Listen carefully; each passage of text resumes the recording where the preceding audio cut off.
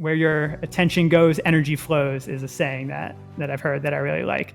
So at the end of the day, it comes down to what do you want to prioritize with your time? And there's so much competing with how good technology and social media and TV's gotten. Like, there's some great shows and movies out there. So to be able to say, this is how I want to spend my limited currency of time is a relationship and a practice I think we're always trying to improve for ourselves. The human design component. So I am what is called a splenic manifester, which means my spleen is my decision-making center. The other types are emotional. So emotional, people feel through their emotions to come to decisions.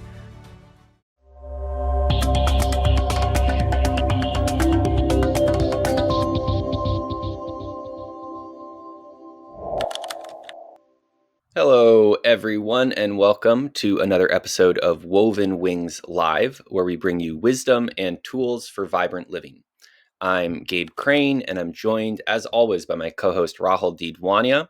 And if you enjoy listening to us, please share this podcast with a friend. You can also leave us a review wherever you listen to podcasts, and you can follow along our journey by joining our newsletter, as well as following us on YouTube if you're not already watching us there now, where you can see videos of the interview as well as highlights of this episode.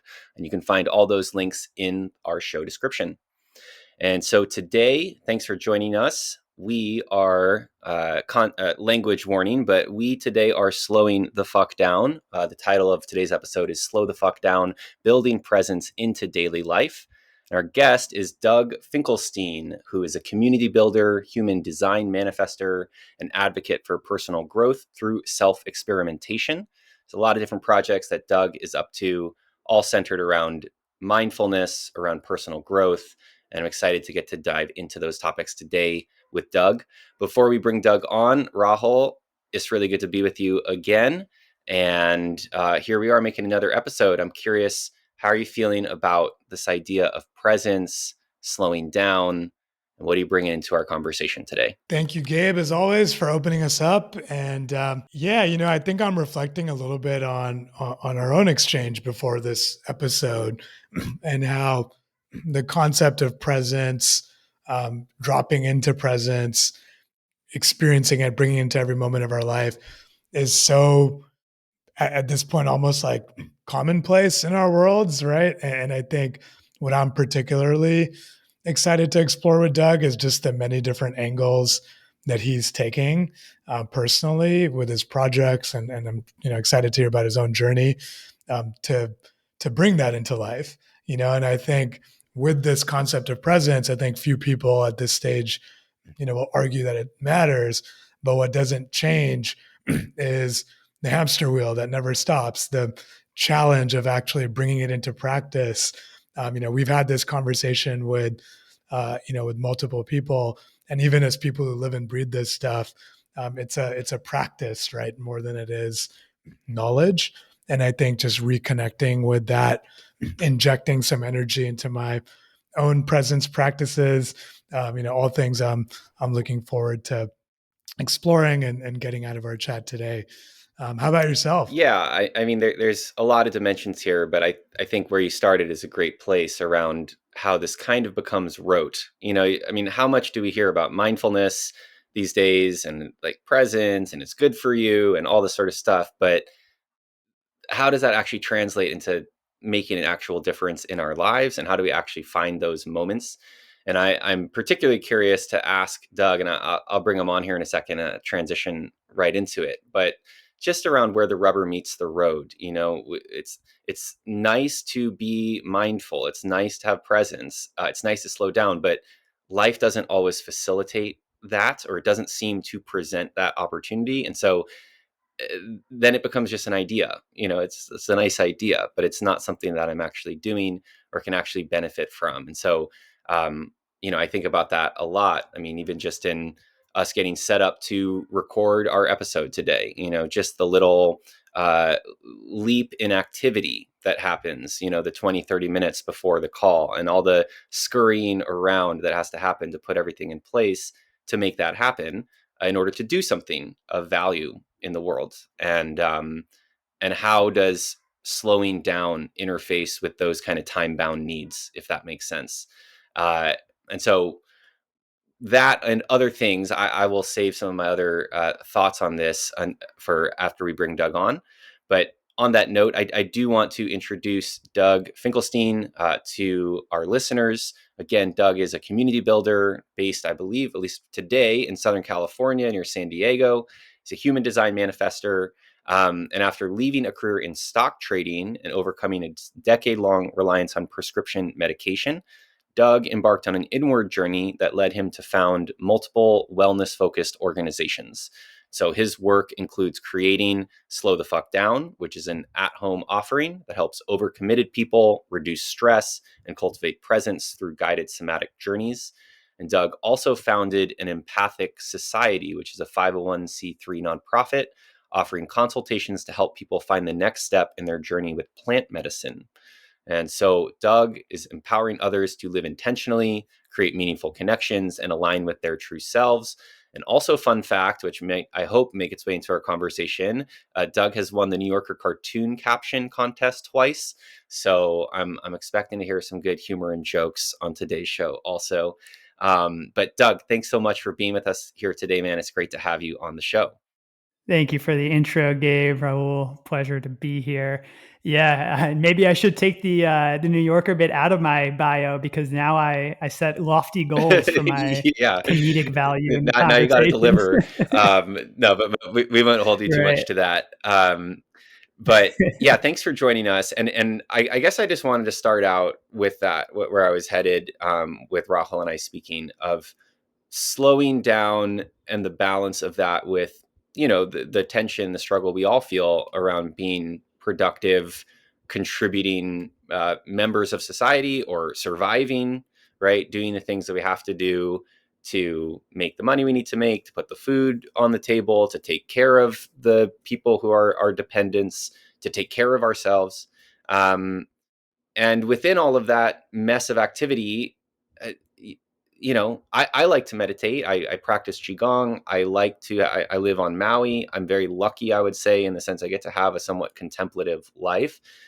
But when it's time to work, things get busy and they get stressful, and there's just, and I feel like I'm on the very low end of the spectrum of that. As I said, I have a lot of privilege in that regard. And so, uh, how do these things line up? What good is slowing down when everything in life is telling us that we need to speed up, to survive, to thrive, to succeed, to be valuable in the world? For me, I really feel that you have to slow down to go quick. Just trying to force my way through whatever obstacle is ahead of me never seems to work out too well, and I end up grinding myself down and burning out, and really not getting to where I want to get, and being aligned with my internal desire and goal. So for me, the most important part of this is building this practice. I love that you guys use that word, this practice, into your day-to-day life, however it fits for you.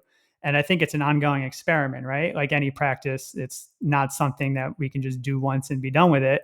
It's something that is going to need to evolve with us as our priorities change, as we grow a family, raise kids, get a new job, whatever it might be. Uh, we have to realign our tools with our day-to-day life.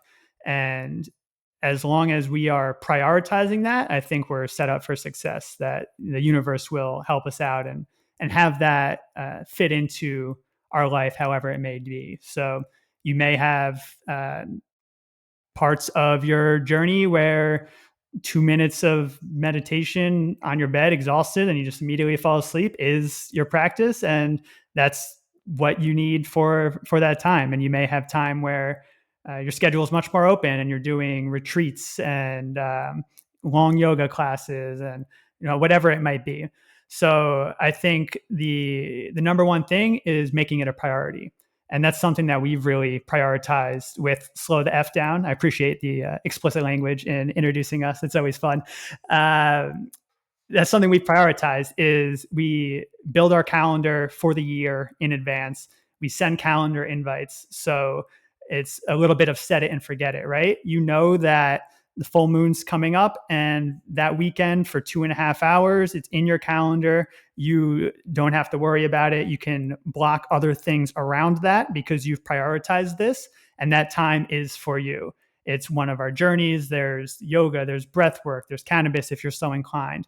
And you can really protect your time around what you want to prioritize. So the same thing goes with everything really in day-to-day life, right? Where your attention goes, energy flows is a saying that I've heard that I really like. So at the end of the day, it comes down to what do you want to prioritize with your time? And there's so much competing with how good technology and social media and TV's gotten. Like, there's some great shows and movies out there.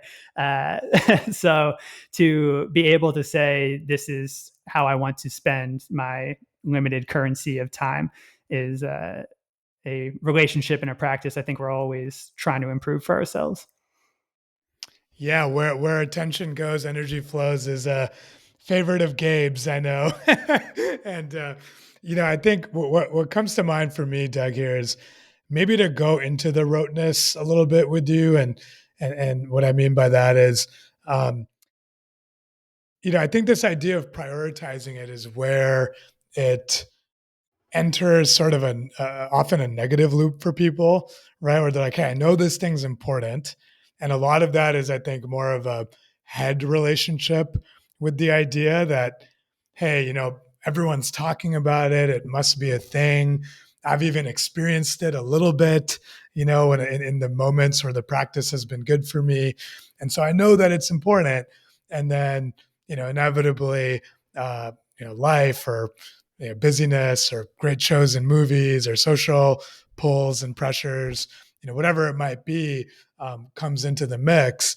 And this idea of a mindfulness practice gets deprioritized, right? And then what happens then, that I've seen commonly, I've experienced it myself, I've seen it a lot with people I'm in contact with, is then there's like a shame spiral, right? That's initiated around, okay, I say this thing's important. I know it's important. I'm not doing it, right? And then the pressure around engaging in this kind of a practice goes up.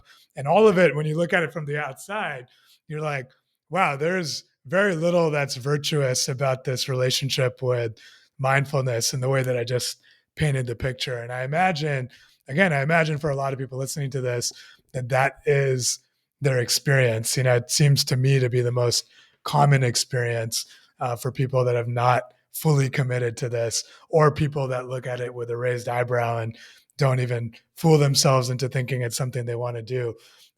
So I'm curious if you can speak a little bit to that dynamic, and sort of what is it in your experience that gets people from that, what I'm going to call the common experience, to one in which they're willing to commit, 2.5, 3 hours on a weekend once a month, plus, whatever else is part of the structure that you all have, and to actually schedule around it, rather than to try to squeeze in mindfulness, quote unquote, wherever it might fit.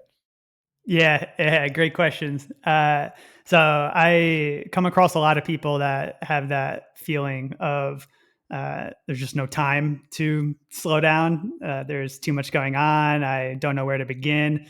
And the metaphor I really like is, that's like saying I'm too dirty to take a bath, which feels very, very accurate. And like, it's easy to get in that thought loop of like, yeah, that it's true, and I can't find the time. For me, it's the experience. It's getting your feet wet that really lights the lamp. That it's like, okay, I need to prioritize this, and I need to prioritize this not just because mindfulness is a buzzword and people tell me I need to, but because it's making me feel better. I'm seeing the effects off the mat, so to speak, in my day-to-day life. And it's really hard to know and have the awareness of what the experience is like until you experience it. And yes, that could be the yoga breathwork sessions that we lead. It's also journaling, walking in nature, any of these practices that mindful eating is a big one that I am always trying to get myself to do better. Uh, any of these practices is something, it's like going to the gym where it is often painful to do it. And then once you do it, you're like, oh, this feels amazing. I'm going to do this every day. And then the next day it's like, oh, I have to go to the gym again. And it's somehow like this challenge, even though we know how great it makes us feel. So, yeah, I totally get, especially with self-care. I often think of like a spa day, which is like not always the most relaxing thing for me and tends to cost a lot of money. I have to travel. And then I'm like, I need a vacation from the vacation type of vibe. Where what I really like to um, instill in the slow the F down community is the dynamic approach to this practice and just being open to experimenting and seeing what makes sense for you on any given day, for me on any given day. So one of the things I love about our community is we do bi-weekly group sharing sessions where we'll come together on a topic. Tomorrow, actually, we're doing resourcefulness. So we'll come in and Michael, who leads the yoga and breath work, leads these sessions, has a few prompts for us. And it's really just like community conversation around what does resourcefulness mean to us? What resources have helped us? What books, what podcasts, what tools, what apps? And being able to kind of crowdsource our own unique approaches to slowing down and presence and this practice gives it a freshness and a uniqueness that I'll hear a new podcast to listen to that I didn't know about. I'll find a new app that'll help me stay off the apps I don't want to spend so much time on. And having that support and being around other people that are in the same mindset that it's a journey, it's not a destination, it's a practice. There's so many tools, and it can be fun to play with them and see what works for me and different days and different situations, and then to have fun with it and make this mindfulness less of a chore. It's another thing on my to-do list I have to do, and a thing that actually provides energy and enthusiasm and focus and precision for all of the other things that are on my calendar. So just kind of shifting it from the bottom of the to-do list to the thing that allows the to-do list to get done, which a little counterintuitive, but the world's full of paradoxes. So why not one more? I love the use of the word fun there, Doug. And I feel like, per Rahul's question, that's not usually the word that people associate with mindfulness. You think about mindfulness, very serious. I'm on retreat. I've heard that complaint from different people of like, I like this mindfulness thing, but it makes me feel like I'm not interested in the same things I was interested in. I'm not, I don't feel social. I don't feel like I feel like when I'm hanging out with people, they're engaged in superficial conversation that doesn't interest me. So it's very interesting to me hearing you talk about the social component of your community and the fun that that mindfulness can be. I think we try to talk about that here on Woven Wings Live through this idea of vibrancy, of aliveness. What is the goal of spiritual practice?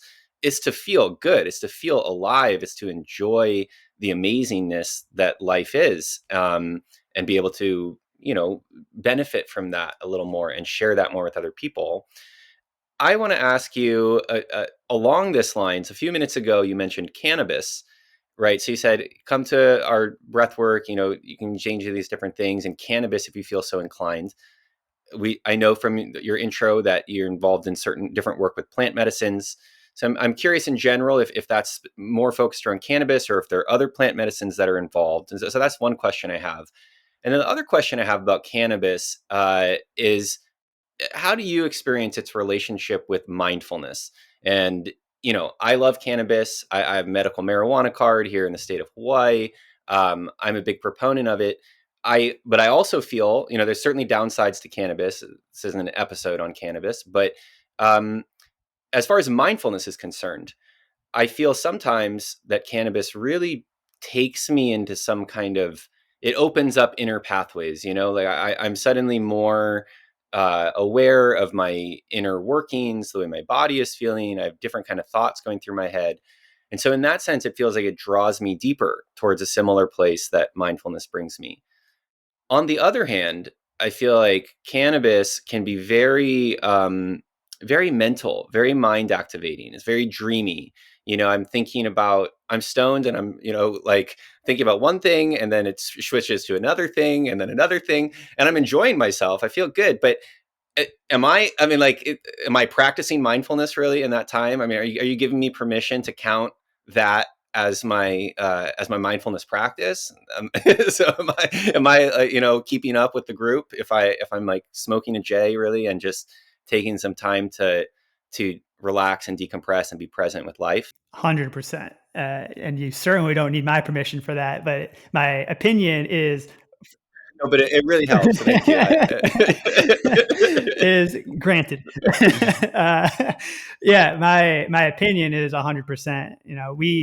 We provide the container, and really, it sounds like in those times for you where it's just fun and joyful, like that's the medicine you need in that container. And maybe it was just the fact that you had an event in your calendar that allowed you to commit that time to it, that allowed that energy to be birthed. So I think that that's kind of the freedom that I was talking about earlier. To once you prioritize it, like just trusting that prioritization will bring you where you need to be. So we have people in our sessions all the time that don't listen at all to the yoga and breathwork instruction and are doing their own movements and their own breath work. And it's like, great, like do what works for you, and if you want to come back to the guidance, it's there for you as well. So yeah, for sure on that.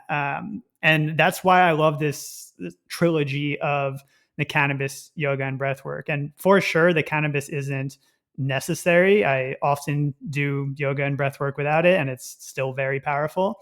But what I found, and what a lot of other people tend to find when choosing to go that route, is it does really help to uh, drop me into my body and to connect with my body and hear my body's wisdom uh, in ways that I can't always, or not that I can't, but is much more difficult without it. So uh, I am relatively new in the last couple of years to intentional cannabis use, where I grew up when my friends' parents would leave town, we'd go over and use the oven, make some cannabis brownies and eat them. And yeah, we, eat food, play video games. And there wasn't much intention behind it besides that, which is great.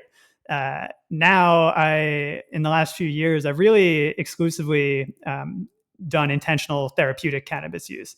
So even tonight after this, my plan is to do how Slow the F Down started with my own therapy nights, which is exactly cannabis, yoga, breath work.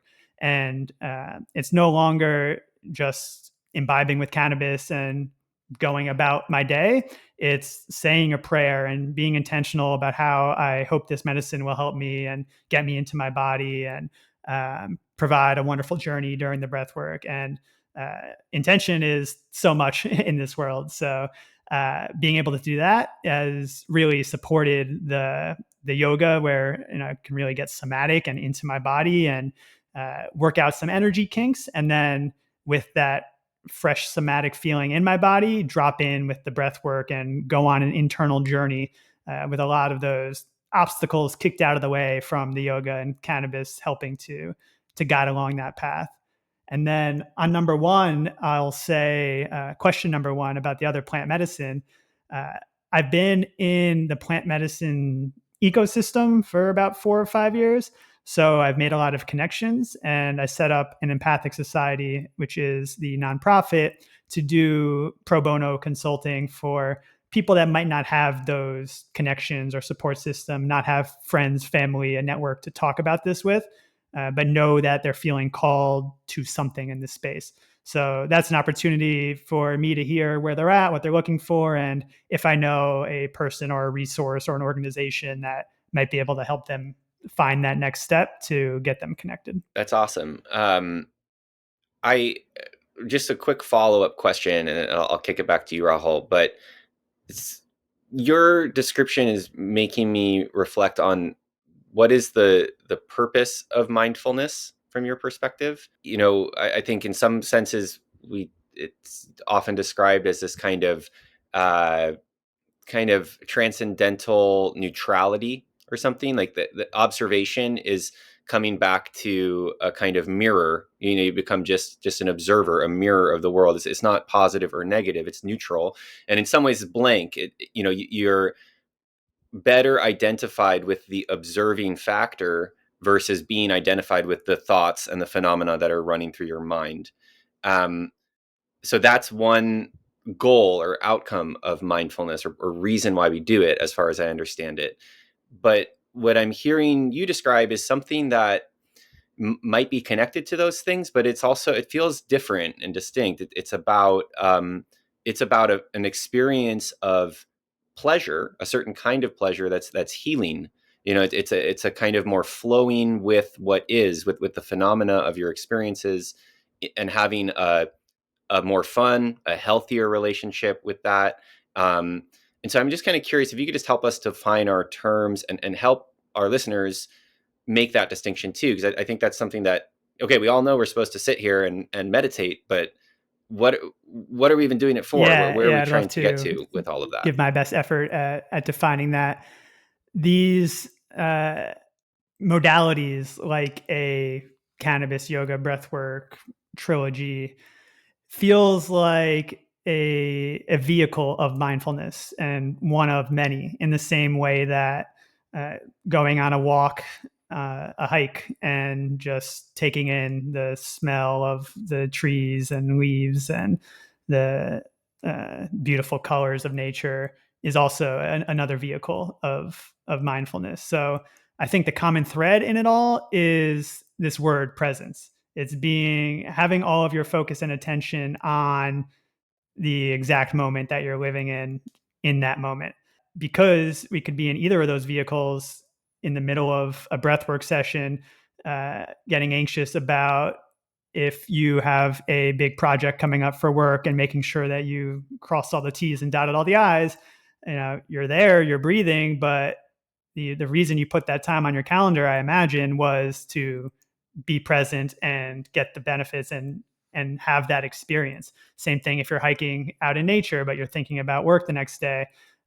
It's really challenging to multitask and be able to enjoy the full presence and beauty of the moment you're in. So that feels like the kind of factor, that definition of mindfulness, tying it all together, is that presence and the power of now, the Eckhart Tolle book. As you were asking the question, it reminded me of a comedian. I'm forgetting his name. I saw recently. That's like, mindfulness is a new term because before cell phones, we didn't have a need for it. You were just mindful. You were waiting for a bus or your mom to pick you up from practice. What do? You just fucking stood there and thought and like was just present and just had to be there because you couldn't look at your phone or text a friend or read an article or whatever. So you just had to be mindful. So we didn't have any need for it, and now we do. And funny and also factual, I think, that now, when was the last time? We get plenty of information and knowledge all of the time from external stimuli. But okay, now we have that. Our body, our wisdom, our soul is now waiting to be heard. Like, when was the last time I turned those sensors inward and listened to my body and what my body feels and has processed and done with that information and knowledge? And that's, I think, where the wisdom is, and that allows me to then re-enter the world of external stimuli and be more orientated to my higher self and my values and my priorities.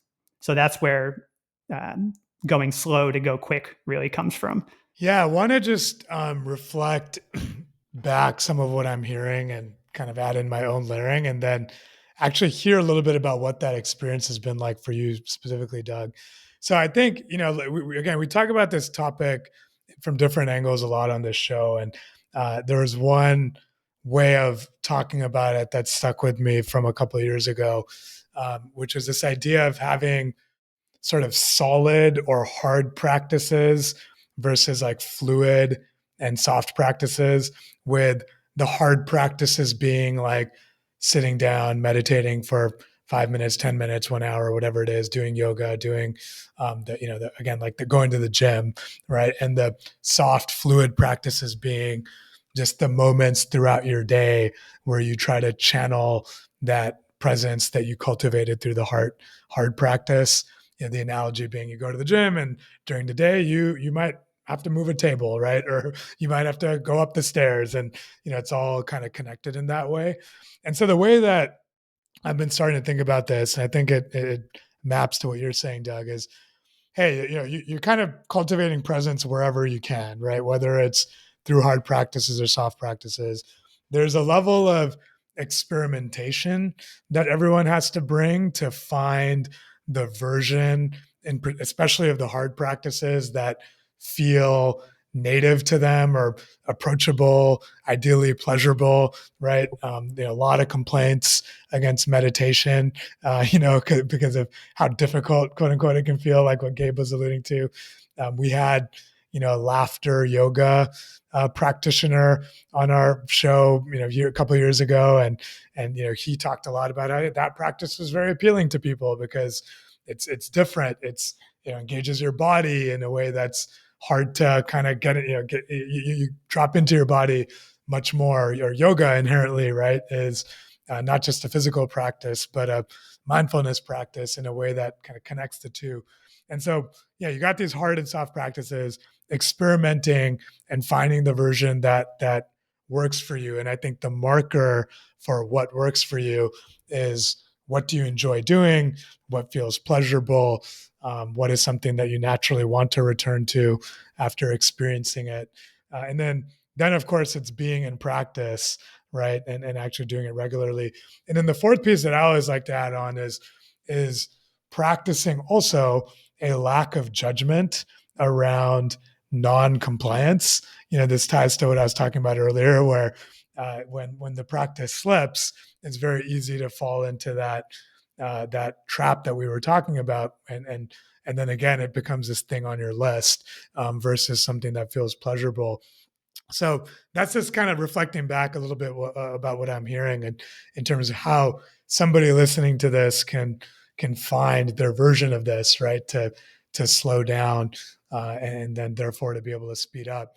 But I want to get into that term a little bit more, right? And specifically, what has been your lived experience of, you were speaking about, like, the soul coming out, the inner wisdom of the body coming out, being able to listen to that and then to channel that towards pursuits that felt aligned for you. Take us a little bit into your own story, of what was that like for you? That transition from your past life into what you're doing now, I imagine came from that place. But like as much as you can, I'd love to like hear vividly, what was that experience like, and how did slowing down, in whatever form it took for you, set you up to then move in the direction that you wanted to and actually get things done in the way that you wanted to? Yeah, I love that question.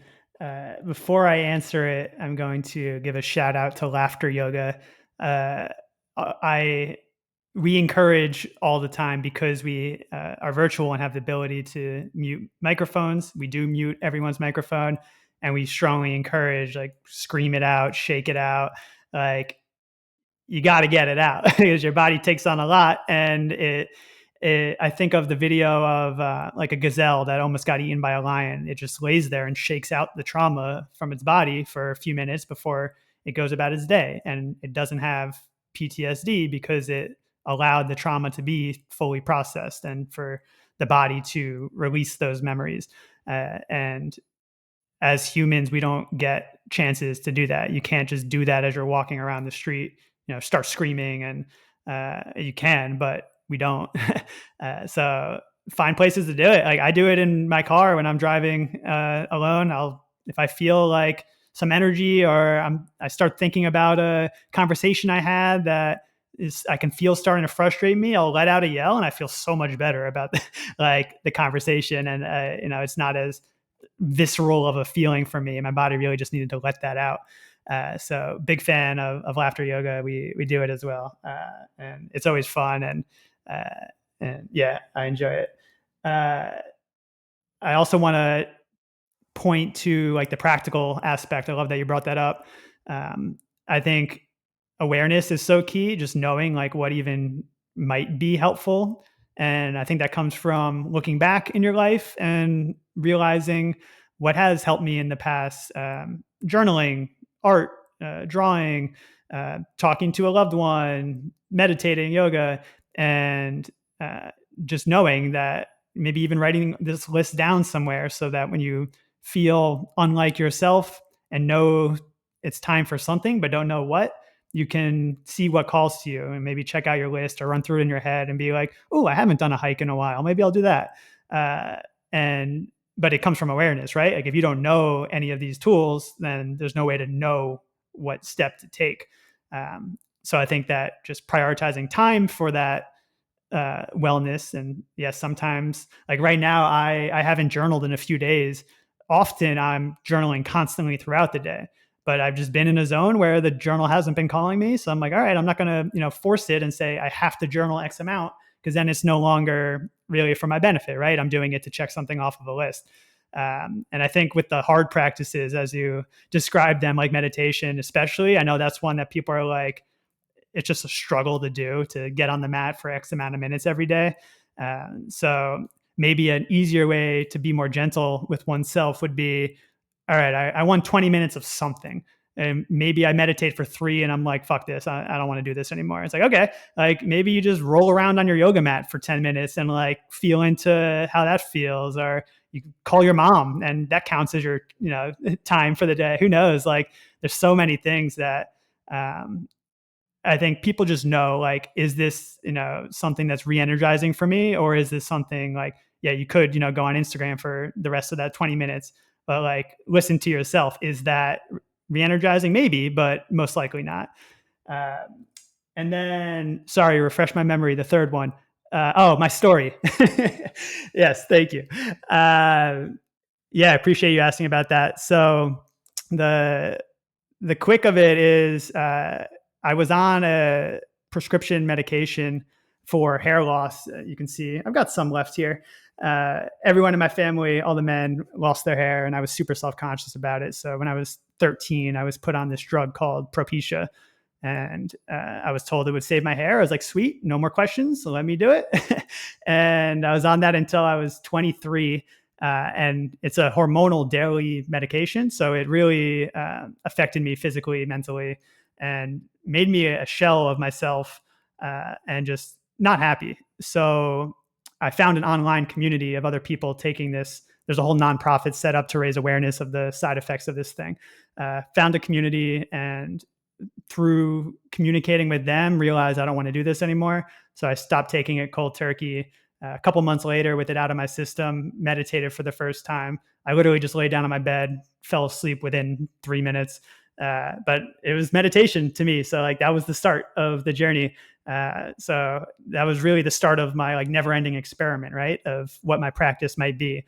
Um, so I couldn't tell you the last time I consistently had like 20 minutes of meditation multiple days in a row. Sometimes a day or two, and sometimes it's yoga, breath work. But there's always a lot of time that I'm trying to give back to my body and let my body uh, be able to do its thing and communicate with me.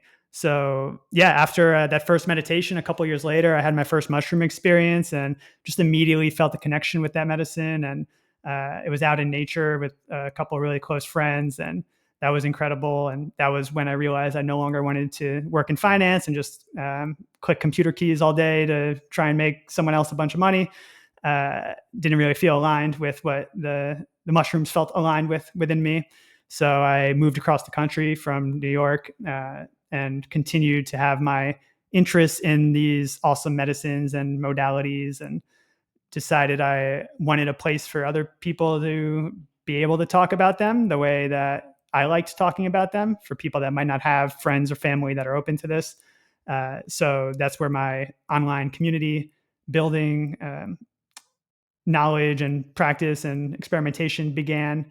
And yeah, that's what I've been doing for the last 4 or 5 years now, is just trying to provide these places for people to be around other people that support them and encourage them to uh, find their own practice, begin their own practice, continue their own practice. Everyone has one, so it's really continue, um, and and find other tools that are working for other people that might work for them, and be able to share about their experience and not have it be something that they're not able to share. Because I think Gabe, you mentioned earlier, like uh, people say like, oh, I go back to my friends and like they're not having interesting conversations. It's superficial.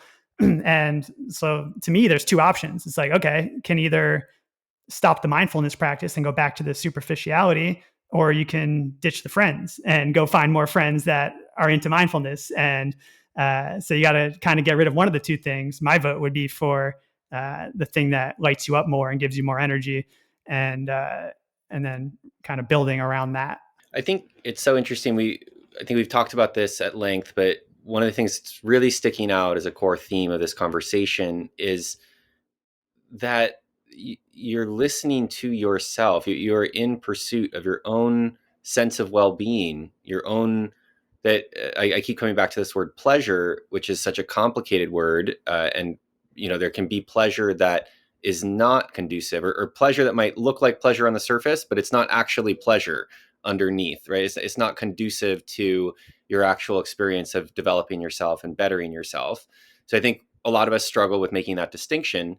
But once you are able to make that distinction, that mindfulness practice, slowing the F down, working with cannabis, eating some mushrooms, taking care of yourself is all towards a different kind of genuinely pleasurable, nurturing kind of experience. And that's in such contrast to, the character that so many of us play that you described, Rahul, earlier, of like, oh, this is so, it's another thing on my list, and it's a chore, and it's hard, and it's difficult. And, I think we're inundated with stories about that too. Historically, it's so hard to make progress in meditation, or the goal of meditation is enlightenment. And one person achieves that and thousands fail at it. It's like these kind of stories that we've inherited from prior generations.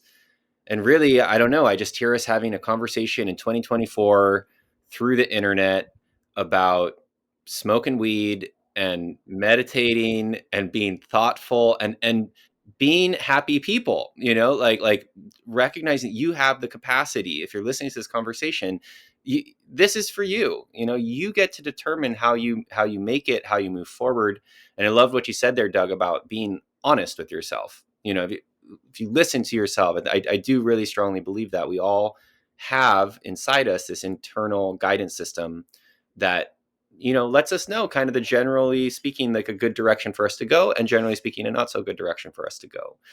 And so I just think that part, I want to highlight that, because I think that's very significant, just making that shift from the burden of climbing this mountain, to the pleasure that we get to deepen into, the temporary nature of our time here alive on this planet, and all the beauty that's available to us if we're able to make ourselves available to it.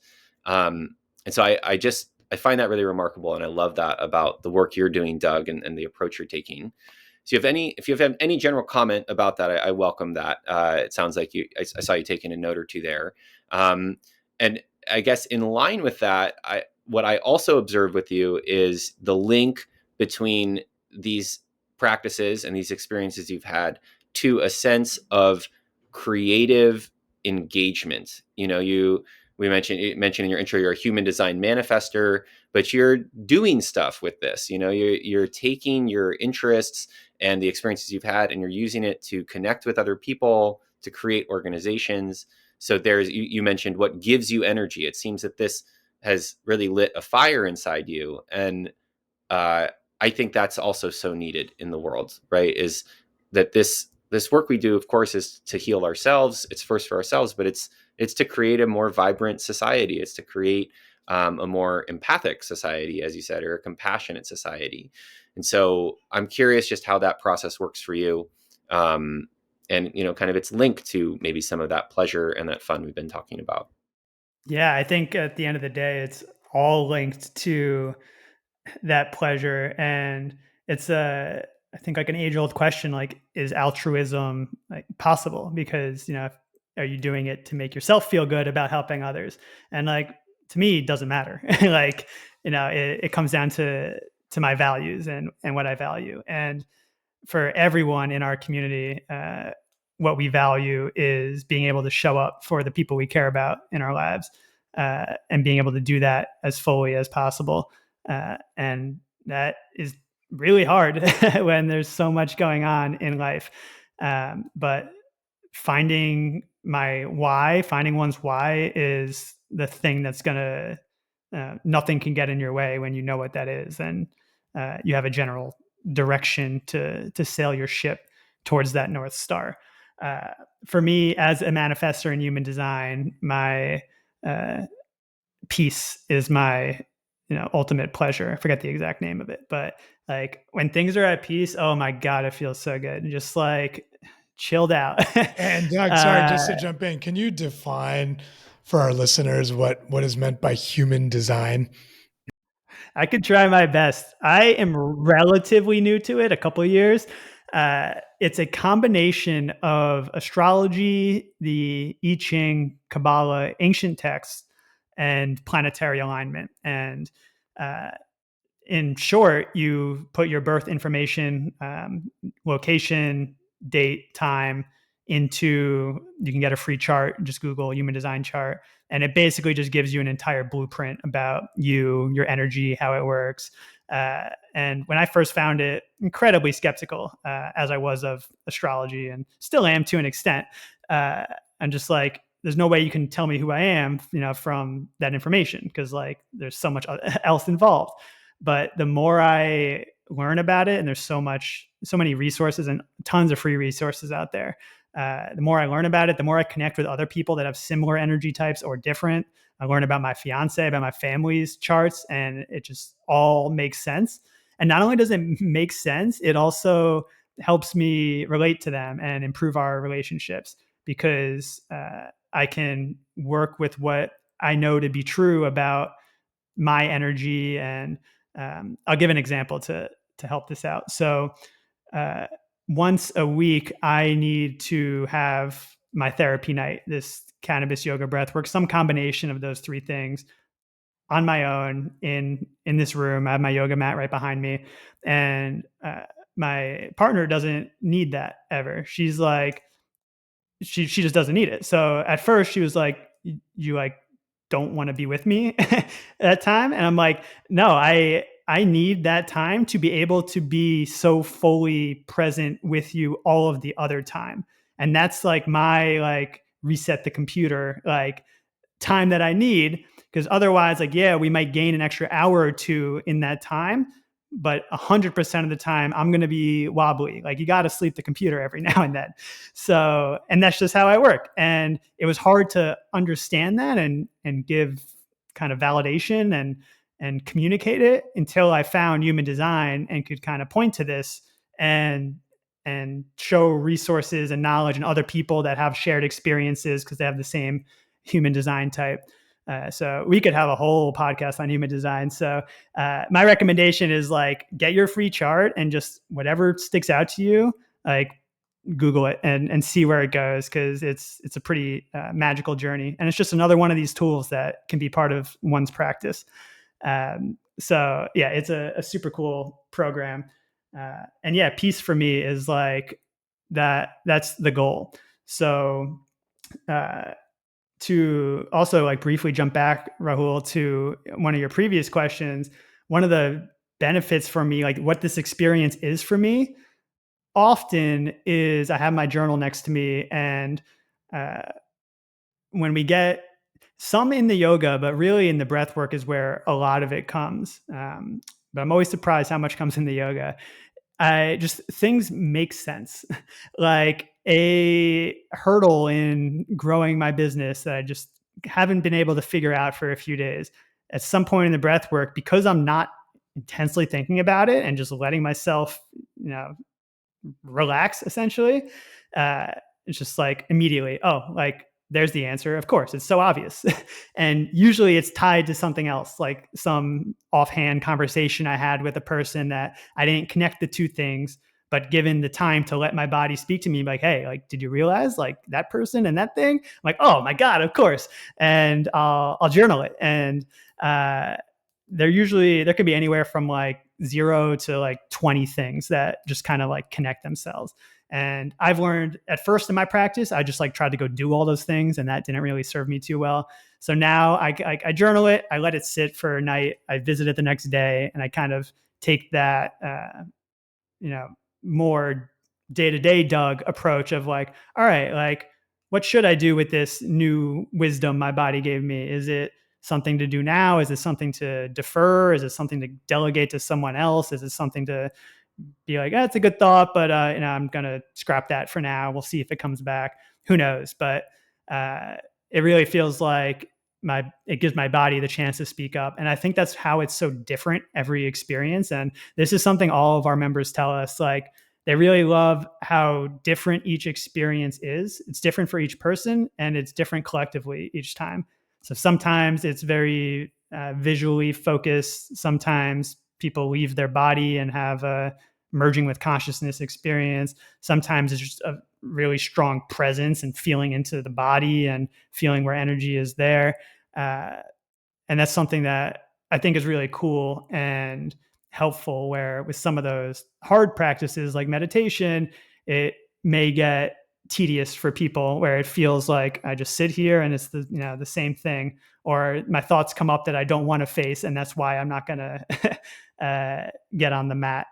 So that's, sample size of one. That's how it goes for me. But the common feedback tends to be that it's different every time, and then that's a major benefit that people like. Yeah, you're actually reminding me, Doug, of my own experiences around what I'll say are those deep moments of presence, and I think kind of what's coming up for me is I was just thinking, I was like, oh yeah, like a day like today or even yesterday, I think I was feeling very caught in the tide.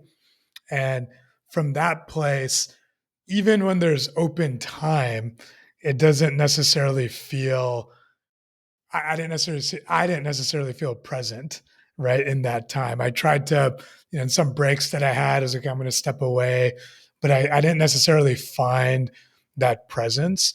And a lot of it was, I think, still having all this like busyness running through me, and this busyness that's it's encoded in my neurological system and nervous system, and I think was present in those moments. And then yesterday I had this class that I have from 7 to 10 p.m. every Monday, and normally I just bike back, because it's pretty late. And yesterday I felt a desire to just walk, and it's like about a 15-minute walk. And the first few minutes, there's still some of that agitation. I felt myself walking very quickly. I was like, oh, I need to just get back. And it's like windy and whatever. And then in the last 10 minutes of it, when some of that had started to just flow away, right? I noticed that even though I was tired, all these like ideas and thoughts and just things that had been somewhere in my consciousness started to like come up to the top, come up to the surface. And it felt like a very generative place, to a point where when I was getting back, and even though it was, at this point past 10:30, I was like, man, there's a part of me that just wants to like stay up and be with this state and this, these ideas, and to explore it. And what I was just thinking of as you were saying all that is sometimes it's that, sometimes there's this generative well of ideas and creativity, and that's such a great feeling.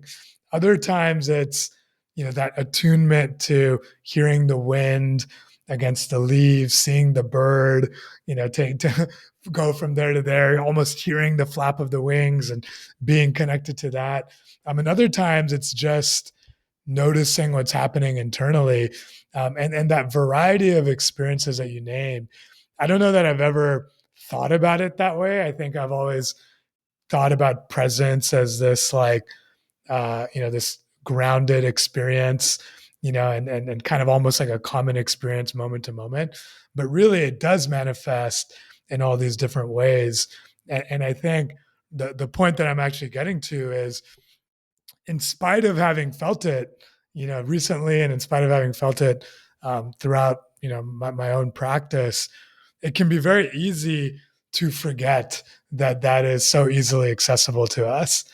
So easy to, uh, again, just get caught in the tide.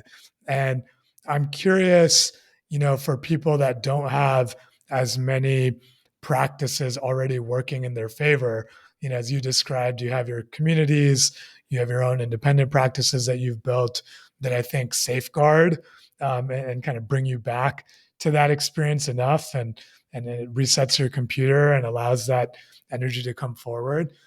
What are the baby steps, that we can take? And I know we've talked about this in a few different angles already, but I'm curious, if you were just to come back to that, what is a recommendation you would have to just start for someone who wants to start small? Yeah, that's a great question. Love the practical approach, and I love that you're having all those different experiences. And I would posit let's hypothetically say what that experience is irrelevant. It doesn't matter. What matters is that you're able to find your way to having those experiences when you want them. And when it happens for me, I call it like going from negative 100 to positive 100, where I have experiences like that walk that you took that start out like not great and they end up like, oh my God, this is incredible. I can't even like imagine being in that state that I was before. Um, I'll share a few practices that come to mind with that question. The biggest one for me is the breath, because if you think of like what's important to human beings, you can't go more than, if you haven't just done breath work, you can't go more than a couple seconds without breathing. And like, it's, I don't know the exact stats off of hand, but it's something like well over half of people do most of their breathing in their chest, and their breath doesn't reach their root, which your root is your security. That's, your base. That if your breath's not reaching there, then, yeah, we're going to feel anxious and rushed and insecure.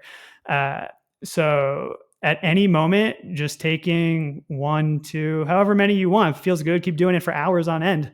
Like take a breath that really gets, your ribs moving outward.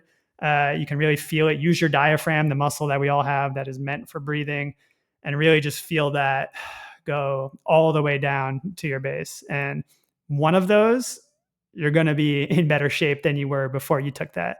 2, even better. And, have fun with it. Do it until you feel like you are where you want to be.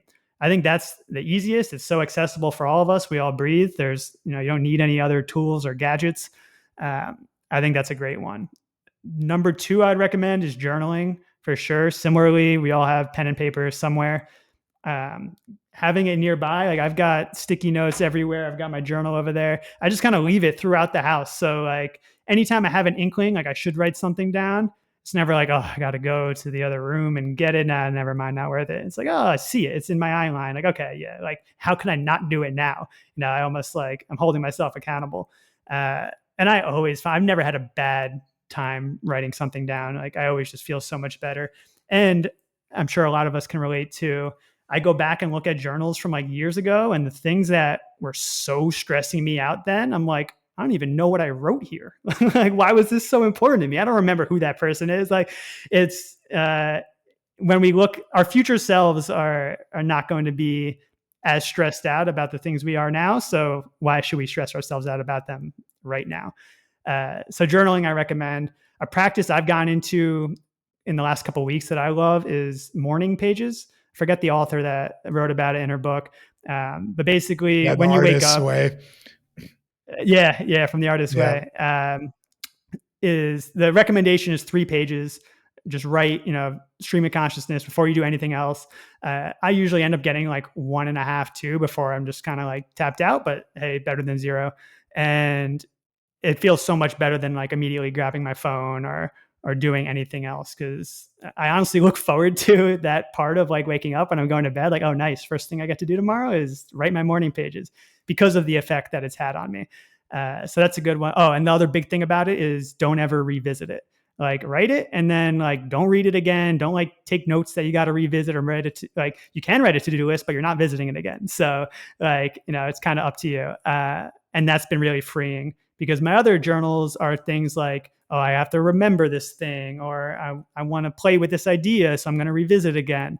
So it's cool to have this just like let it all out and forget it type of thing. And then the third thing I want to recommend is this app called 1Sec. Have either of you heard of this? Oh, my favorite tool. I think it's a couple bucks a year. They give you the directions on how to do it. Is an app that you can set up for other apps on your phone that makes you take a deep breath when you click to open it. So I have it set up for Instagram and my web browser because I have a tendency to like look at sports scores all the time and read about sports that I don't need to be doing. When I open that, it literally like goes up and then goes down. And then it says how much time I've saved by not going into the app. And then it says, are you sure you want to go into the app? And then it's that intentionality, right? Of like, do I want to do this? And often it's like, yeah, I have to like, send someone a message or do something specific. So there's advanced functionality that's like, okay, how much time do you need for that intention? I'll be like, 4 minutes. I just got to send the message. And then it's like, all right, great. So I send the message. And then of course, Instagram, there's so much funny shit on there. I end up looking at memes and then 4 minutes has gone by and it makes me take another deep breath. It's like, do you want to go back in? And I'm like, oh no, like you're right. I'm good. If I didn't have that boundary set up, like I would have been in there 30 plus minutes. And like, yeah, it would have been funny. And like, I would have enjoyed it because the apps are designed to do that. But also at the end of the day, I would have been like, why did I feel like I didn't have much time today? And like, why am I exhausted, but I didn't accomplish any of the stuff I wanted to accomplish? It's like, that's why. So to have such like a cheap app that I just have to like do the upfront work to set future me up for success is such a great tool. So I recommend that app to everyone. I think it's incredible. So thanks for all those suggestions, Doug, and they're well taken. I think that they touch on this notion of discipline, which we've maybe been undermining throughout our conversation today. In the typical sense, usually, we're modern people. I feel like is a common refrain. I hear it like meditation retreats and stuff. We're modern people, but it still involves this kind of sense, a more traditional sense of discipline, sitting, challenge, struggling through some of these things. And I think we've taken down some of those constructions today, some of those barriers in the sense of the freedom to explore in different ways, to have different practices.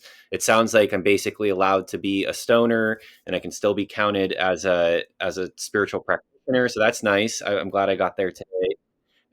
Thank you. Yeah, the affirmations were strong, but in that same vein, I think it's easy to throw the baby out with the bathwater. Or it's very easy to fool ourselves or tell ourselves a story that we're doing something valuable, but maybe we're not fully being honest with ourselves. And so I think you touched on these points here as far as, first steps that people can take. Those inherently involve an action step and some discipline that's involved in that, the willful choice to move your life in direction A instead of direction B. And so I guess, could you just distill that down for us a little bit, in your, how do you think about discipline? I know we already talked about not shaming ourselves when we fall off the wagon, that it's a practice, it's a process of getting back on.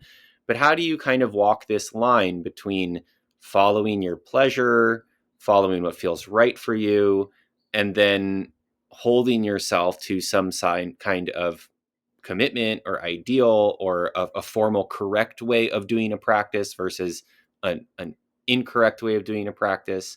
And how do you kind of manage that as you're approaching your own practice in your day-to-day? Yeah, such a great question. Discipline is a very challenging practice, like all of these practices as well. So it's something I'm always working with. So I'll share a story and I'll talk about human design a bit because human design has been incredibly helpful for that, knowing my design specifically.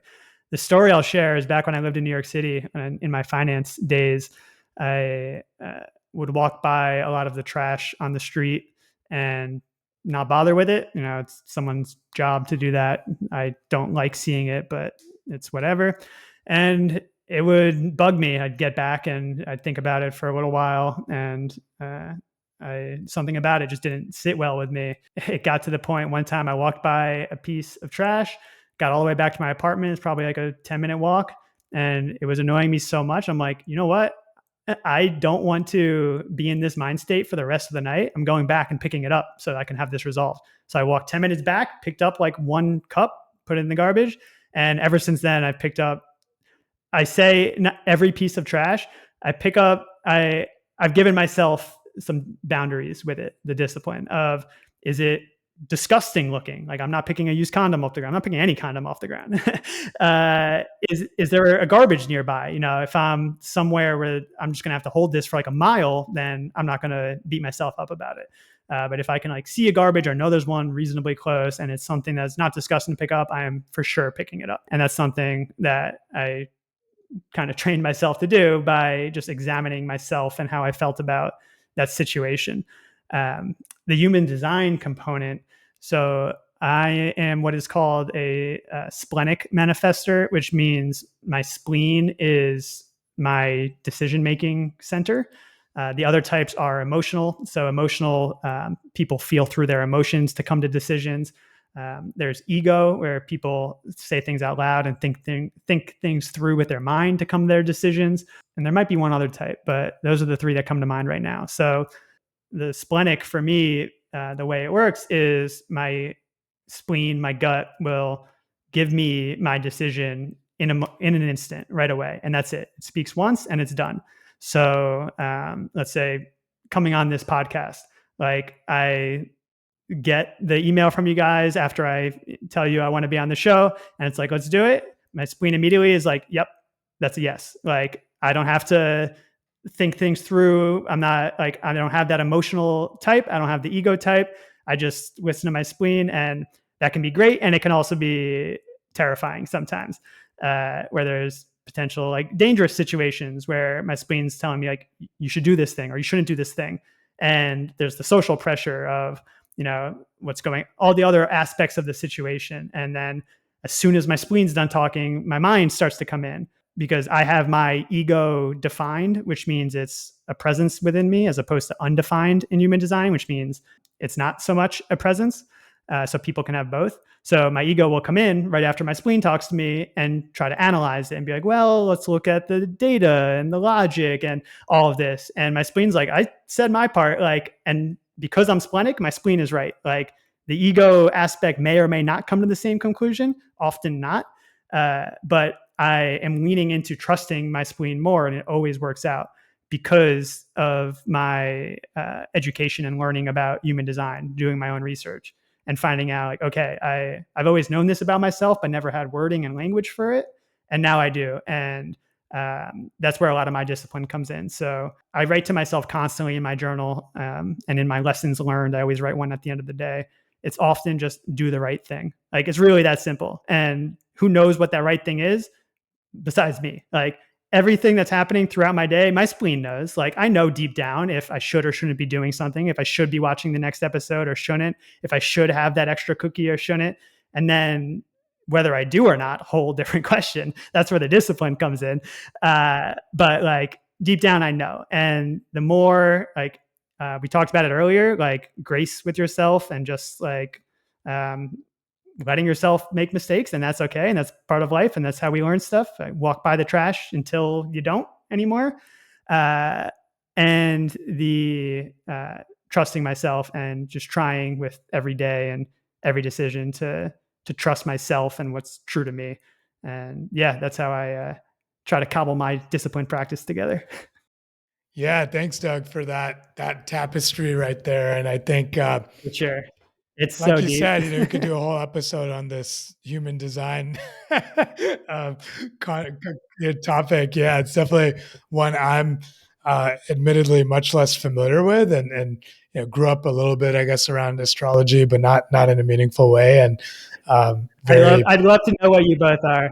I know. I was like, I wrote it down. And I was like, oh, I look have a at guess of Looking up my projector, chart as we but I'm speak. I'm curious. like, If you okay, find it, which let me one? know. All right, I need to. Oh, I knew it. Oh yeah, no, I'm definitely a projector. I'm oh man. 100% a But yeah, projector. I think Yeah. what you were just saying, right? Whether someone is bought into human design or not, I think speaks to, hey, there are these different intelligence centers, right, that exist within us, and there's the intuitive gut instinct, the emotional response, the somatic response, I guess, is captured in the gut response, the mind, and I think just being attuned to them at minimum, and then perhaps at maximum, knowing, hey, which one is actually the one to pay attention to a little bit more often. That's super interesting. But hey, Doug, I'm conscious here of time and just reflecting on, what's been a very rich and sort of multifaceted conversation, and appreciating that we got to go into all these different nooks and crannies. I think for myself, I put down a couple of things, just very, definitely going to look into the 1 Sec app, and definitely going to look up my human design chart. And then more generally, I think, a feeling that we often have coming off of this show that I'm feeling right now is just a desire for myself to kind of reconnect with my hard practices around slowing down, and also to bring that into the different moments throughout the day. And so just wanted to thank you for taking us there, for sharing your own story, your own practices, all the different projects and angles that you're taking around this work. And yeah, just wanted to say from my end that it's been fun, and just thank you again for coming on here. Yeah, much appreciate the kind words, and I'm glad that a few of those resources resonated. That's in my human design, that I experiment with a ton of things. I find out what's quality, and I share it with people. That lights me up for sure. I've always known that, so it's cool to see that in my design. So I'm glad that you have a few resources. I hope that listeners do as well. Let me know your human design. I'm curious, and I can share some like intro resources if that's helpful. Same thing, like if there's show notes, I can share like my winning caption contest or any of the stuff we talked about. Just let me know, and I can share it. And then I had one more thing. Oh yeah, would love for you guys to check out one of our full moon gatherings, and I'll send you some promo access to check that out. Our next one's November 10th, and it's our theme is patience around, especially around the holiday season coming up. Something that I know people are always looking for. So excited for that one. Yeah, I'm glad, Doug, you shared that. Sorry, really quickly. One of the things I also wanted to ask you, Doug, is are there any other components of your work that you wanted to share? I know you were alluding to a course, I think that's coming up as well. Feel free to share that, and then we'll turn it over to Gabe to close this out. Yeah, appreciate the permission. The course we have coming out in January 2025 is called Play with Time.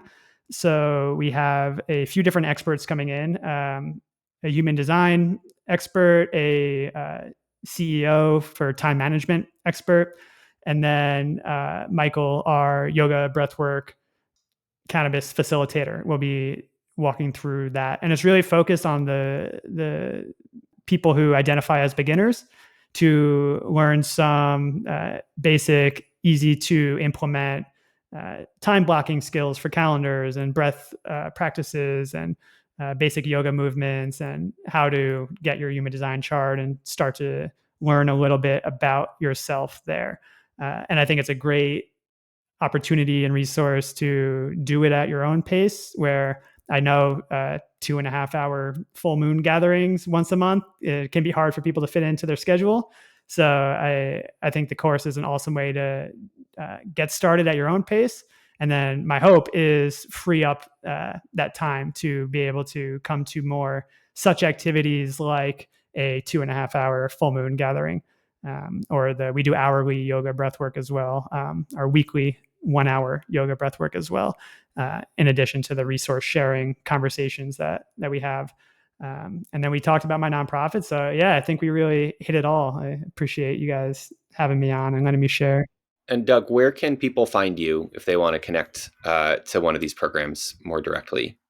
Yeah, great question. So on Instagram, slowtfdown.space is our Instagram. My personal one is Doug is slow with underscores in between the words. That's mostly my comedy. Like I just get inspired. So as a manifester, I just get urges to make creative things, and like I'll whip out some ridiculous video in like an hour. Debatable if they're funny or not. You guys can tell me. I enjoy them though, so art is art. And then And we'll drop all these links in the description too for those listening. awesome. Yeah. Our website is the same, slowtfdown.space, and you can find out about our events and membership.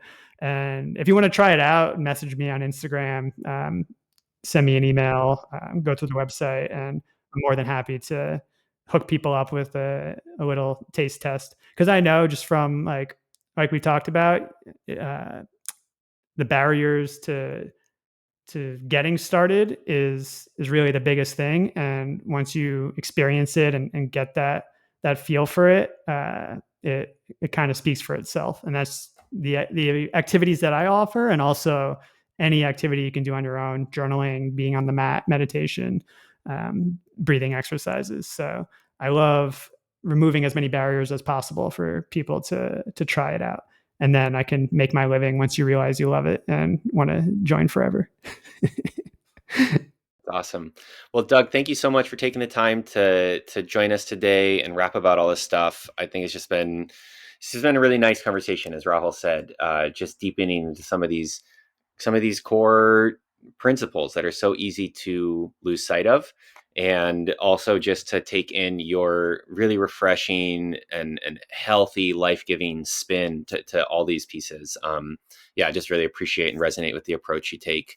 And I definitely encourage listeners to check out the work that you're doing. It sounds really fantastic. Yeah, thank you guys both so much, Gabe, Rahul, for this container and letting me come on and share my words and what I'm up to. That's something I do not take for granted and value very much. So I appreciate all the work you guys put into making this happen. Yeah, for sure. And so if you're listening to this, I hope you've gotten some benefit or a lot of benefit from our conversation here with Doug and everything he shared with us today.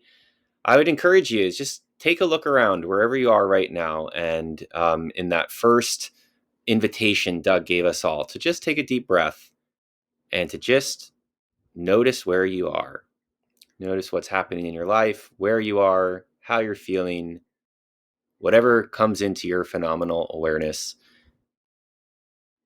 And I think that if you listen closely right now, you'll probably hear some kind of voice. You might be a different kind of decision maker than Doug, but you'll probably hear some kind of voice with some kind of message for you as you drop into that state of presence. And I wish that whatever you do hear can be the fruitful beginning of some creative journey into the heart of who you are and what you want to do here in this world, as we make it a better place for us all to hang out and enjoy and live in together as the 21st century marches on. And so thank you all today for joining us. Again, if you like our show, please subscribe, share with a friend. Rahul and I love making these episodes, and it's very growthful for us, and we love sharing it with other people and hearing what your experiences are as well. So feel free to reach out, drop us a line, and follow the links in the show description if you want to connect with us, or if you have someone who you think should be on our show as a guest. We'd love to hear that too. And we are wishing you well as you journey on into your day. Thanks again for tuning in with us, and we will catch you next time. Again, this is Woven Wings Live, and we'll see you out there. Take care.